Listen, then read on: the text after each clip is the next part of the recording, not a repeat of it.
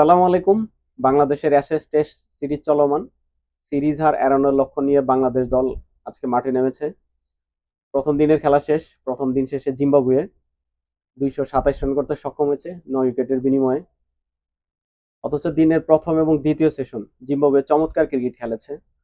শন William এবং ওয়েলক দুইজনের কথা বলতে হয়। তারা চমৎকার একটি পার্টনারশিপের মাধ্যমে দলকে ভালো একটি রানের দিকে এগিয়ে নিয়ে যাচ্ছিল। প্রথম সেশনটি দুজনের শেয়ার বলা চলে, বাট দ্বিতীয় সেশনটি জিম্বাবুয়ের নিজেদের করে নিয়েছিল।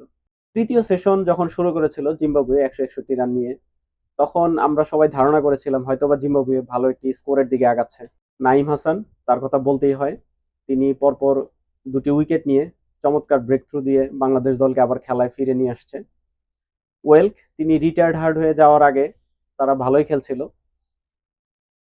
67তম ওভার পর্যন্ত জিম্বাবুয়ে ম্যাচে ছিল চমৎকারভাবে।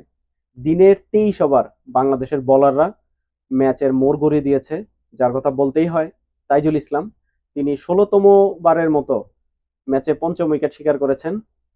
তার উপরে শুধুমাত্র সাকিব আল হাসানই রয়েছেন, তিনি 19তম বার পঞ্চম উইকেট শিকার করেছেন ম্যাচে। তাইজুল ইসলামের জন্য শুভকামনা, তিনি আরো ম্যাচে পঞ্চম উইকেট শিকার করুক। তো এখন বাংলাদেশি বোলাররা তাদের জায়গা থেকে ভালো করেছে। এখন ব্যাটসম্যানদের পালা, ব্যাটসম্যানরা কি করবে তা সময় বলে দিবে। তবে টেস্ট ম্যাচে জয়লাভ করার জন্য ব্যাটসম্যানদেরও অগ্রণী ভূমিকা পালন করতে হবে। ওপেনিং এ পরিবর্তন এসেছে। গত 12 টেস্ট আমরা 50 অর্ধ ওপেনিং পার্টনারশিপ দেখিনি।